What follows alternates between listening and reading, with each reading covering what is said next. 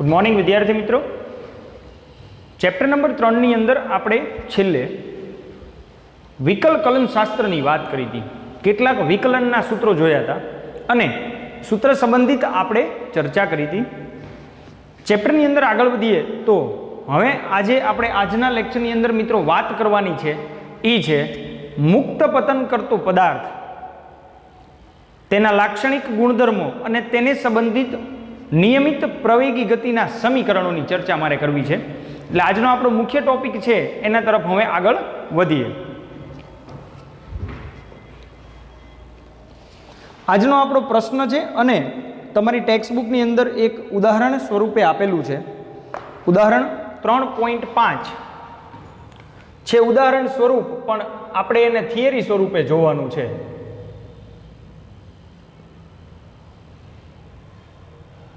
ઉદાહરણ 3.5 આપેલું છે મિત્રો, આપણે એને થિયરી સ્વરૂપે જોઈશું। પ્રશ્ન કેવી રીતે લખશું એની વાત કરીએ। મુક્ત પતન એટલે શું?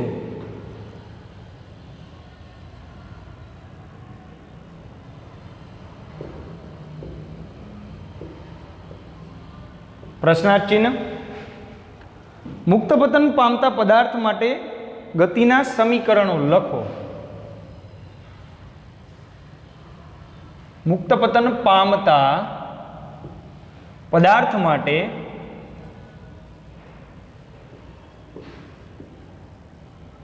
ગતિના સમીકરણો લખો। આવા એક પ્રશ્નની મારે આજે ચર્ચા કરવી છે।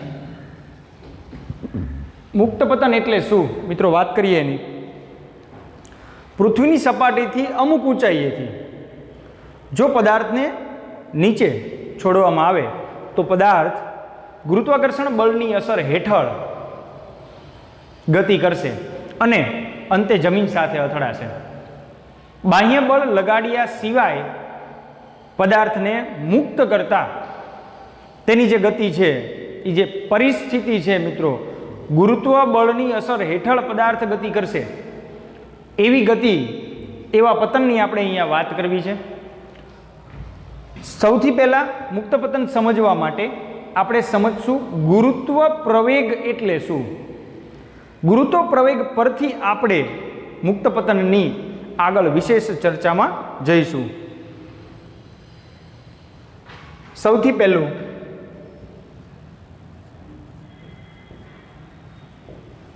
ગુરુત્વાકર્ષણ બળની અસર હેઠળ પદાર્થમાં ઉદ્ભવતા પ્રવેગને ગુરુત્વ પ્રવેગ, એની સંજ્ઞા જી કહે છે। બીજો એક મુદ્દો અહીંયા નોંધનીય છે જેને પણ આપણે ખાસ ધ્યાનમાં લઈશું। પૃથ્વી પરના દરેક સ્થળોએ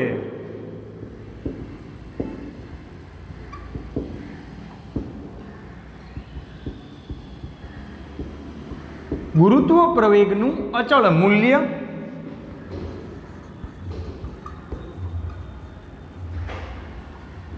,9.8 મીટર પ્રતિ સેકન્ડ સ્ક્વેર લેવામાં આવે છે। એટલે કે જીનું મૂલ્ય 9.8 મીટર પ્રતિ સેકન્ડ સ્ક્વેર થશે। એટલે તો મુક્ત પતનને વ્યાખ્યાયિત કરવા માટે મિત્રો મારે પહેલાં તો ગુરુત્વ પ્રવેગ વ્યાખ્યાયિત કરવો પડશે, કારણ કે પદાર્થની જે ગતિ છે એ ગુરુત્વ પ્રવેગની અસર હેઠળ, ગુરુત્વાકર્ષણ બળની અસર હેઠળ, પદાર્થનો પ્રવેગ છે ને આપણે ગુરુત્વ પ્રવેગ કહીશું, એની હેઠળ થતી ગતિ છે। એટલે આપણે જે ચર્ચા કરી છે એમાં અહીંયા સૌથી પહેલી રજૂઆત આપણે જોઈ છે એ છે ગુરુત્વ પ્રવેગ। હવે આપણે વાત કરશું, જો કોઈ પદાર્થને મુક્ત પતનની અંદર ડિટેલમાં વાત કરીએ, આગળનો મુદ્દો અહીંયા જ એડ કરશું। જો કોઈ પદાર્થને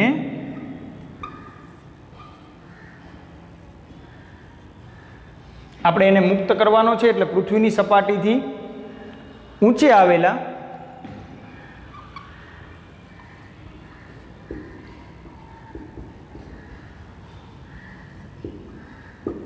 ઊંચે આવેલા કોઈ સ્થળ પરથી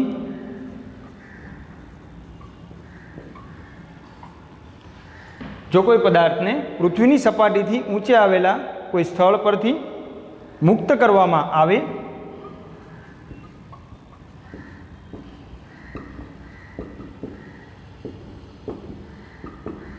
તો તે ગુરુત્વાકર્ષણ બળની અસર હેઠળ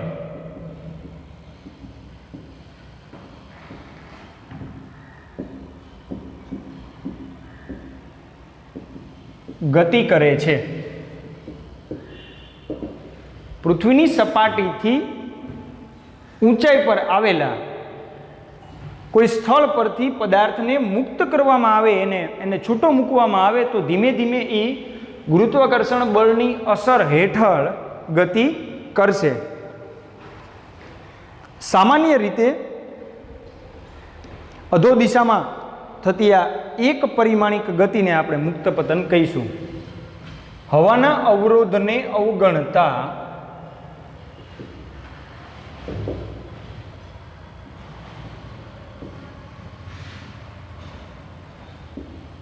અધો દિશામાં, ઉપરની દિશાને મિત્રો ઉધ્વ દિશા કહીશું, તો નીચેની દિશાને કઈ કહીશું?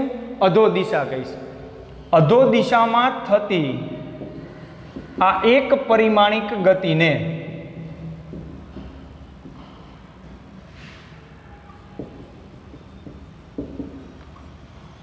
મુક્ત પતન કહે છે. મુક્ત પતન વાસ્તવિક એક કિસ્સો છે. કેવો કિસ્સો? તો કે પદાર્થને પૃથ્વીની સપાટીથી ઊંચે આવેલા કોઈ સ્થળ પરથી મુક્ત કરવામાં આવે તો તે ગુરુત્વાકર્ષણ બળની અસર હેઠળ ગતિ કરે છે. જો હવાના અવરોધને અવગણીએ તો અધો દિશામાં થતી આ એક પરિમાણિક ગતિ, જેને આપણે મુક્ત પતન કહીશું. મિત્રો, આગળ મારે વાત કરવી છે મુક્ત પતન પામતા પદાર્થ માટે ગતિના સમીકરણોની મારે વાત કરવી છે.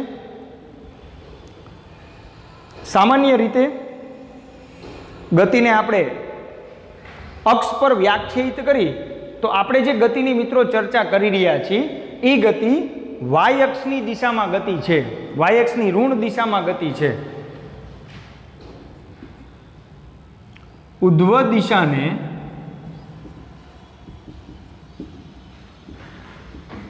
ધન વાય અક્ષ તરીકે લેતા, ઉધ્વ દિશાને ધન વાય અક્ષ તરીકે લેતા ગુરુત્વ પ્રવેગની અસર હેઠળ, અથવા તો આપણે સામાન્ય રીતે એવું કહી શકીએ, અહીંયા સિમ્પલ લખી લાગીએ કે લેતા મુક્ત પતન પામતા પદાર્થની દિશા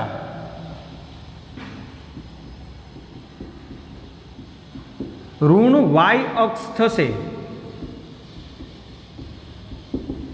આપણે ઉધ્વ દિશાને ધન વાય અક્ષ લઈએ તો આપણી જે ગતિ છે એ ઋણ વાય દિશામાં થશે. આમ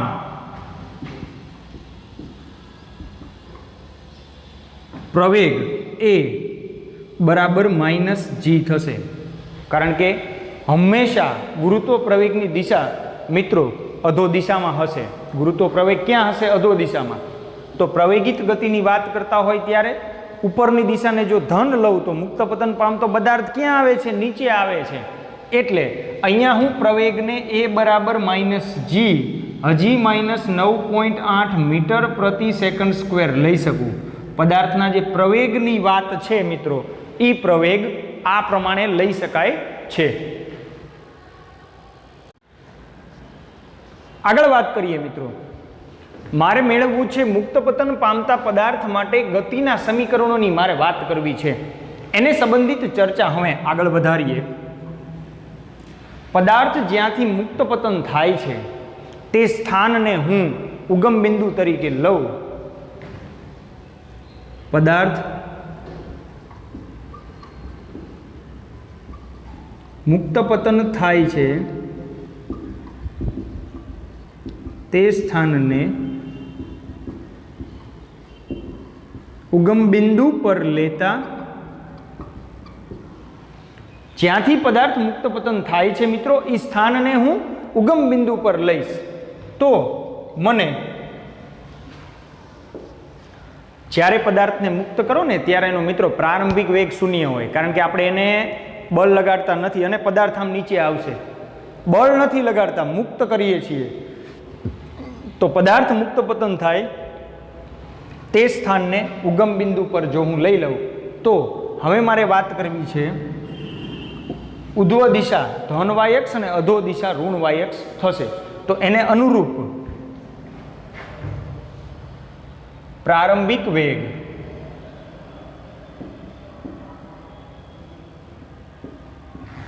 v0 બરાબર 0 મીટર પ્રતિ સેકન્ડ થશે. પ્રારંભિક વેગ શૂન્ય થશે. તો નિયમિત પ્રવેગી ગતિના, આપણો પ્રવેગ નિયમિત છે તો નિયમિત પ્રવેગી ગતિના સમીકરણોની રજૂઆત આપણે મુક્ત પતનના કિસ્સામાં જોઈએ. આમ નિયમિત પ્રવેગી ગતિના સમીકરણો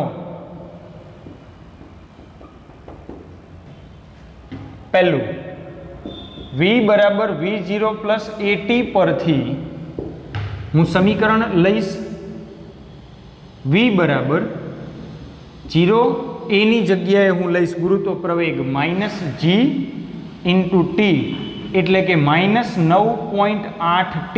પહેલું સમીકરણ લઈશ મિત્રો v બરાબર v0 પ્લસ at પરથી, v બરાબર v0 પ્લસ at પરથી. બીજી એક વાત, મુક્ત પતન થાય છે તે સ્થાનને ઉગમ બિંદુ પર લીધેલું છે એટલે y0 બરાબર 0 થાય. એટલે પ્રારંભિક સ્થાનને આપણે શૂન્ય ગણશું એટલે આપણે અંતિમ સ્થાનથી જ વાત કરશું. બીજું સમીકરણ હવે આપણે y અક્ષને લીધું છે મિત્રો એટલે હું ગતિને x ની જગ્યાએ y એવા સ્થાનથી દર્શાવીશ એટલે y બરાબર y0 plus v0t plus half at square પરથી પ્રારંભિક સ્થાન 0, પ્રારંભિક વેગ 0 તો y બરાબર 0 પ્લસ 0 માઇનસ 1/2 gt સ્ક્વેર એટલે કે માઇનસ 1/2 gt સ્ક્વેર y બરાબર થાય. આ બીજું સમીકરણ. તમે g ની કિંમત મૂકી શકો છો. 9.8 મૂકો એટલે ભાગ્યા 2 એટલે 4.9 થાય. અહીંયા એક સ્ટેપ લઈએ કાંઈ માઇનસ 9.8 ભાગ્યા 2 t સ્ક્વેર 4.8 t સ્ક્વેર આવું લઈ શકાય. આ થશે આપણું બીજું સમીકરણ. મેં કાંઈ જ નથી કર્યું મિત્રો, અહીંયા માત્ર કિંમત મૂકી છે અને કિંમતને અનુરૂપ એનો જવાબ લખવાનો પ્રયત્ન કર્યો છે. ત્રીજી વાત કરીએ, v square minus v0 square બરાબર 2a y માઇનસ y0 પરથી y0 0 છે, આ 0 છે તો v સ્ક્વેર બરાબર 2 કૌંસમાં માઇનસ g ઇન્ટુ y એટલે કે માઇનસ 2gy એટલે કે માઇનસ 2 કૌંસમાં 9.8y minus 19.6y v square બરાબર આ ત્રીજું સમીકરણ બનશે. તો આ પ્રમાણે આપણી આખી થિયરી મિત્રો તમારે લખવાની છે. થિયરીની અંદર વિશેષ રજૂઆતમાં આપણે લીધું છે, પહેલો પ્રશ્ન લીધો તો મુક્ત પતન એટલે શું. પહેલી વાત, મુક્ત પતન સમજવા માટે મેં પહેલા ગુરુત્વ પ્રવેગને વ્યાખ્યાયિત કર્યું, કારણ કે મુક્ત પતનના દરેક કિસ્સાઓ મિત્રો ગુરુત્વ પ્રવેગની અસર હેઠળ હું વ્યાખ્યાયિત કરી શકીશ.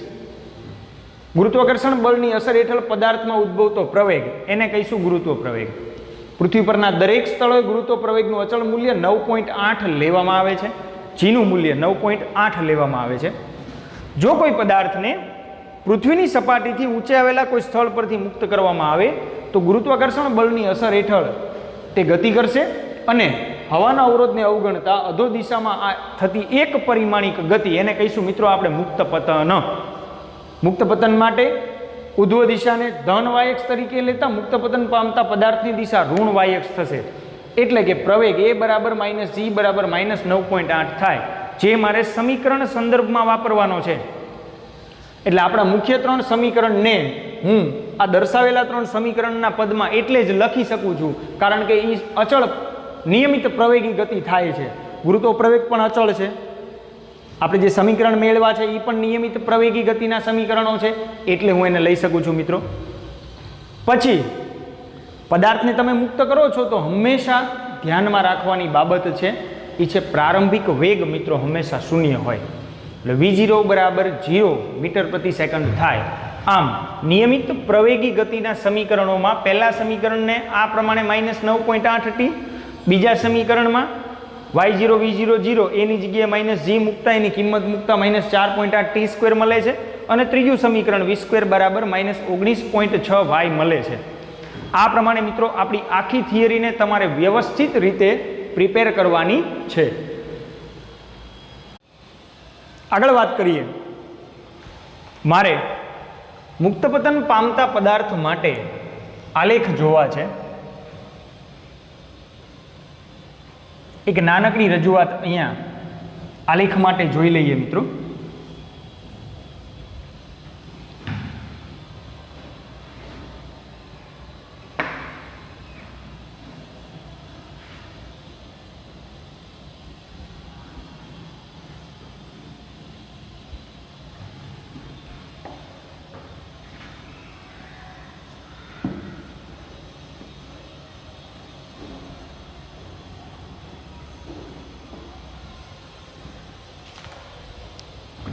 ત્રણ પ્રકારના આલેખની મારે વાત કરવી છે.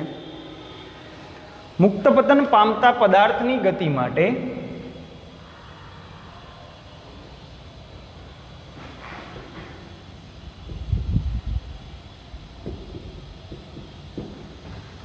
પહેલો આલેખ જોવો છે AT, બીજો આલેખ VT અને ત્રીજો YT અથવા XT આલેખ.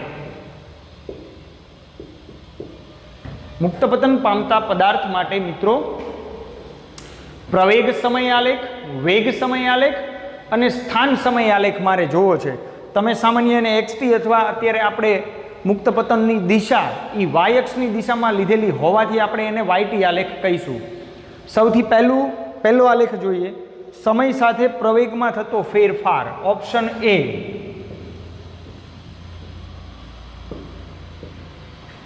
સમય સાથે પ્રવેગમાં થતો ફેરફાર અથવા સાદી રીતે હું કહીશ એને AT આલેખ કેવો હોય. તમે જાણો જ છો મુક્ત પતન એ ગુરુત્વ પ્રવેગની અસર હેઠળ થતી ગતિ છે અને ગુરુત્વ પ્રવેગનું મૂલ્ય તો અચળ છે 9.8 મીટર પ્રતિ સેકન્ડ સ્ક્વેર. અધો દિશાના અનુલક્ષીને વાત કરીએ તો -9.8 છે. તો જ્યારે હું એનો આલેખ દોરીશ ત્યારે t સેકન્ડમાં આ ઉગમ બિંદુ રહેશે,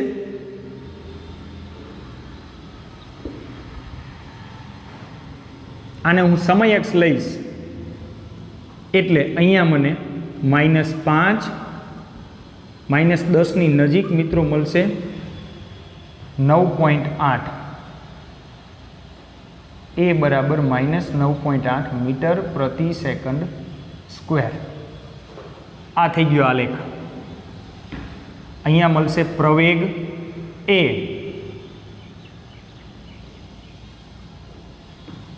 પ્રવેગ મળશે મને આ દિશામાં એટલે હું XY એવું ન દર્શાવતા એને હું A ને T વડે દર્શાવીશ. એટલે X અક્ષ પર મેં સમય લીધેલો છે અને Y અક્ષ પર મેં પ્રવેગ લીધો છે. અનુક્રમે તમે સમય અહીંયા સેકન્ડમાં 10, 20, 30 ગમે એટલો સમય પસાર થાય મિત્રો, ગુરુત્વ પ્રવેગ હંમેશા અચળ જ રહેશે.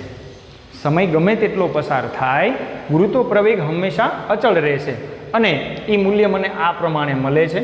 તો આ છે પહેલો આલેખ. ઓપ્શન બી ની મારે વાત કરવી છે મિત્રો. સમય સાથે વેગમાં થતો ફેરફાર. સમય સાથે વેગમાં થતો ફેરફાર એટલે કે VT આલેખની મારે વાત કરવી છે. સમય સાથે વેગમાં થતો ફેરફાર એટલે કે VT આલેખ.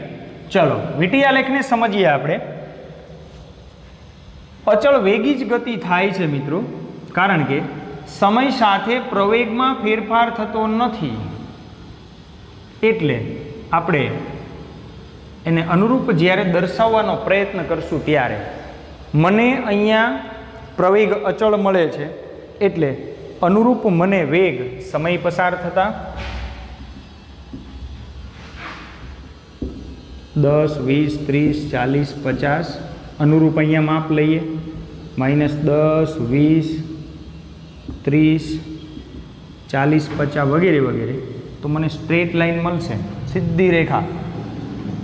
વેગ લઈશું મીટર પ્રતિ સેકન્ડ, અહીંયા મારું ઉગમ બિંદુ થશે મિત્રો. આ પ્રમાણે મને સમય સાથે વેગનો ફેરફાર મળશે, સમય સાથે વેગનો ફેરફાર મળશે.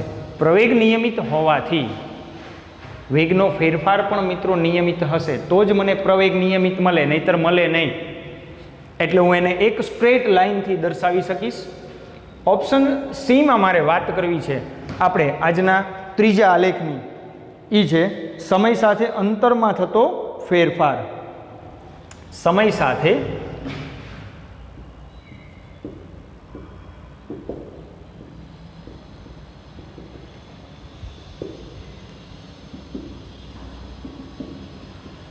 એટલે કે YT આલેખ. ચાલો, સમય સાથે મારે અંતરનો ફેરફાર દર્શાવવો હોય તો આને જ હું 10, 20, 30, 40 એને અનુરૂપ ઉગમ બિંદુ છે, -10, -20, -30, 40, 50, 60, 70, 80, 90 વગેરે વગેરે, વાય મીટરમાં. અને જેમ તમે XT આલેખ પ્રવેગમાં જોયો તો મિત્રો, એ જ પ્રમાણેનો આલેખ મને અહીંયા, કારણ કે A = d²y/dt² થાય, એટલે દ્વિતીય કક્ષાનું વિકલન મને અહીંયા સૂચવે. એટલે મારે જ્યારે એની વાત કરવી હોય ને ત્યારે મને દ્વિતીય કક્ષાનું વિકલન મળે, એટલે એને અનુરૂપ મને એનો ફેરફાર કંઈક આવો મળશે, એનો ફેરફાર કંઈક આવો મળશે એના મૂલ્યો લઈને. તો આ પ્રમાણે મિત્રો હું 3 આલેખને અહીંયા વ્યાખ્યાયિત કરી શકું છું, અને એ આલેખને અનુરૂપ ફેરફાર મારે જોવાના છે. ગુરુત્વ પ્રવેગ અચળ છે, અચળ ગુરુત્વ પ્રવેગ. VT આલેખ છે, VT આલેખની વાત કરી છે અહીંયા, V વર્સિસ T ની, અને એને અનુરૂપ મેં વાત કરી છે અહીંયા YT આલેખની, સ્થાન સમય આલેખની. તો આલેખ સંબંધિત તમારે આટલી વસ્તુને ધ્યાનમાં રાખવાની છે. આગળ વાત કરીશું મિત્રો, એ પણ એક થિયરી રજૂઆત કે જેને તમારી ટેક્સ્ટબુકની અંદર એક ઉદાહરણ સ્વરૂપમાં સમજાવેલું છે. આપણે એને ઉદાહરણ અને થિયરી બંને સ્વરૂપમાં અહીંયા સમજવાનો પ્રયત્ન કરીએ.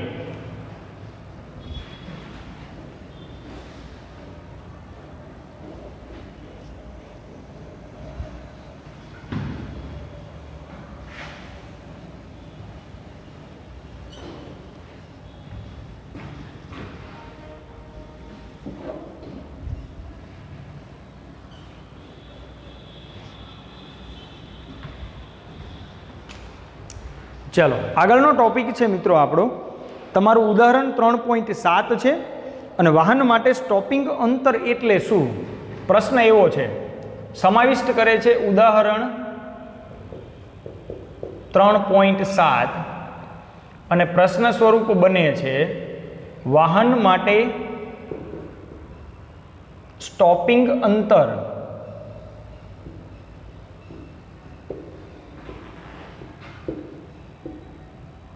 એટલે શું?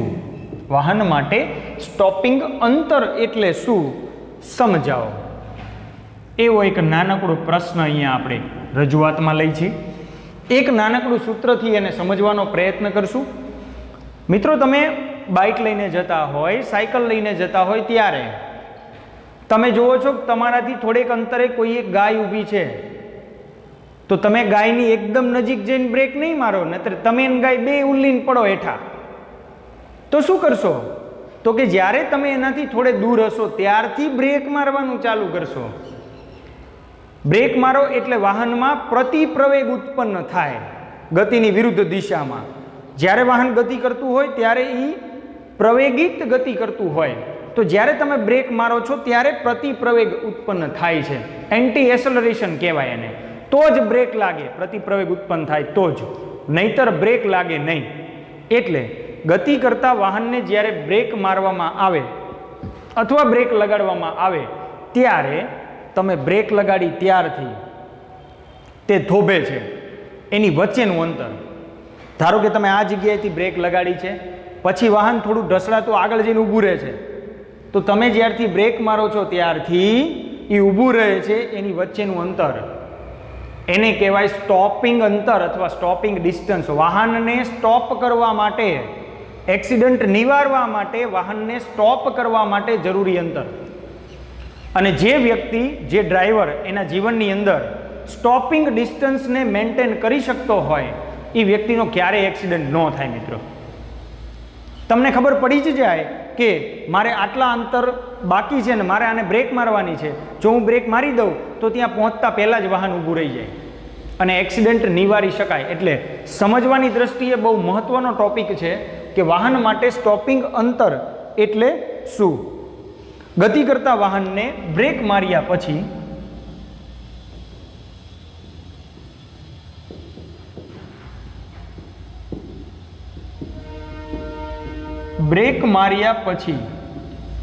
ગતિ કરતા વાહનને બ્રેક માર્યા પછી વાહન ઊભું રહે તે પહેલા તેને કાપેલા અંતરને,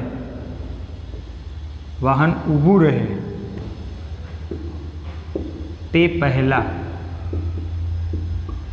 તેણે કાપેલા અંતરને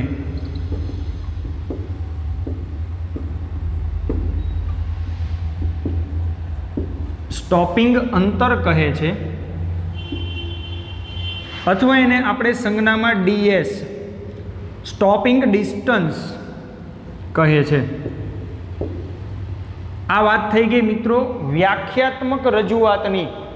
સ્ટોપિંગ ડિસ્ટન્સની તમે સામાન્ય વ્યાખ્યાને સમજવાનો પ્રયત્ન કરો તો ગતિ કરતા વાહનને બ્રેક માર્યા પછી વાહન ઊભું રહે તે પહેલાં, વાહન જ્યારે ઊભું રહે છે બ્રેક માર્યા પછી વાહન ઊભું રહે તે પહેલાં, એટલે બ્રેક મારો અને ઊભું રહે એની વચ્ચેનું અંતર, એને કહીશું આપણે સ્ટોપિંગ ડિસ્ટન્સ. સ્ટોપિંગ ડિસ્ટન્સ માટે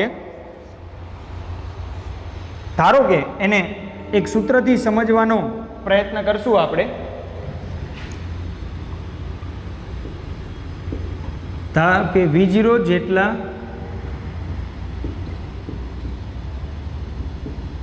પ્રારંભિક વેગથી ગતિ કરતા વાહનનો પ્રવેગ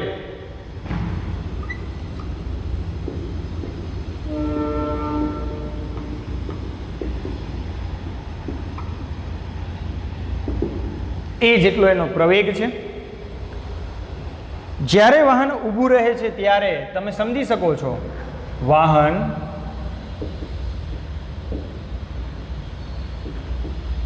ઊભું રહે છે ત્યારે અંતિમ વેગ v બરાબર 0 મીટર પ્રતિ સેકન્ડ થશે. કારણ કે વાહન ઊભું રહી જાય છે પછી વેગમાં નહીં હોય, ગતિમાં નહીં હોય. જ્યારે વાહન ઊભું રહી જાય છે પછી એ વાહન ગતિમાં હશે નહીં. તો આપણી પાસે જે સમીકરણ છે એને સમજવાનો પ્રયત્ન કરીએ. તેથી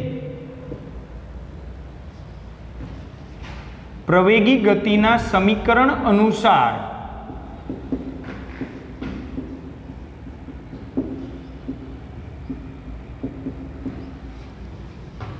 x બરાબર ds લેતા કાપેલું જે અંતર છે એને હું ડિસ્ટન્સ ઓફ સ્ટોપિંગ એટલે સ્ટોપિંગ ડિસ્ટન્સ વડે દર્શાવું તો v² - v0² બરાબર 2ax પરથી અંતિમ વેગ 0 છે, -v0² = 2a અને x ની જગ્યાએ ds માટે સ્ટોપિંગ ડિસ્ટન્સ -v0²/2a જેટલું મળશે. માઇનસ મળવાનું કારણ તમે સમજી શકો છો કે જ્યારે તમે બ્રેક મારો છો ત્યારે મિત્રો એનો પ્રવેગ એ પ્રતિપ્રવેગ છે.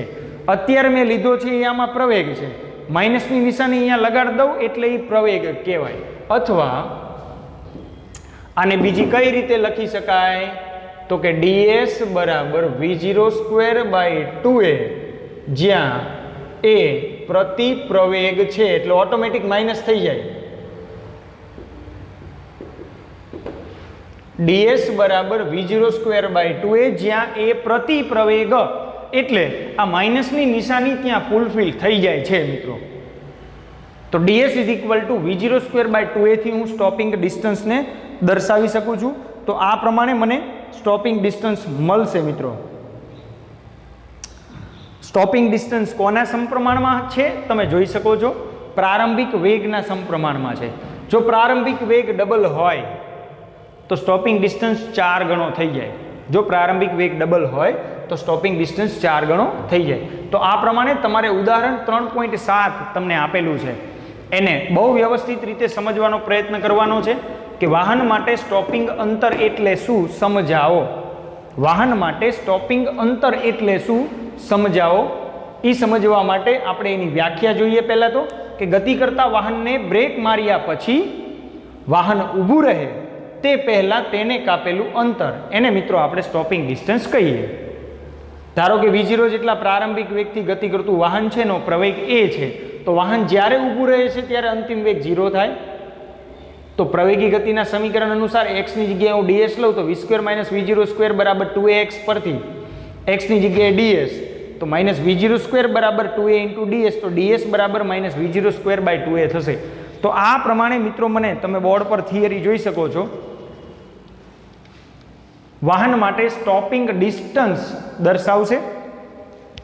આજના આપણા મુખ્ય 2 ટોપિક આપણે જે જોયા છે, બંને મિત્રો ટેક્સ્ટ બુકમાં તમને ઉદાહરણ સ્વરૂપમાં આપેલા છે, પરંતુ તમારે બહુ જ વ્યવસ્થિત રીતે એને થિયરી સ્વરૂપમાં પ્રિપેર કરવાના છે. અને ખાસ કરીને તો મુક્ત પતન પામતા પદાર્થ માટે પ્રવેગી ગતિના સમીકરણો, સમીકરણ રજૂઆતમાં ગુરુત્વ પ્રવેગ માટે ખાસ ધ્યાન રાખવાનું. ગુરુત્વ પ્રવેગની દિશા હંમેશા અધો દિશામાં હોય. ગુરુત્વ પ્રવેગની દિશા હંમેશા અધો દિશામાં હોય.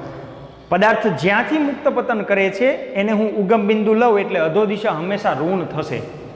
એટલે a બરાબર -g થશે અને જીનું મૂલ્ય પૃથ્વી પરના દરેક સ્થળોએ 9.8 મીટર પ્રતિ સેકન્ડ સ્ક્વેર લેવામાં આવે છે. આ તમારે ખાસ ધ્યાનમાં રાખવાની બાબત છે. તો આજના આપણા આ સેશનની અંદર મિત્રો તમારે બહુ વ્યવસ્થિત રીતે આ બંને થિયરીઓને પ્રિપેર કરવાની છે, એક વખત લખવાની છે, જેથી કરીને એનો આઈડિયા અને એનો કોન્સેપ્ટ મગજમાં બેસી જાય. તો હવે પછીની રજૂઆત મિત્રો આપણે આગળના લેક્ચરની અંદર જોઈશું. Thank you.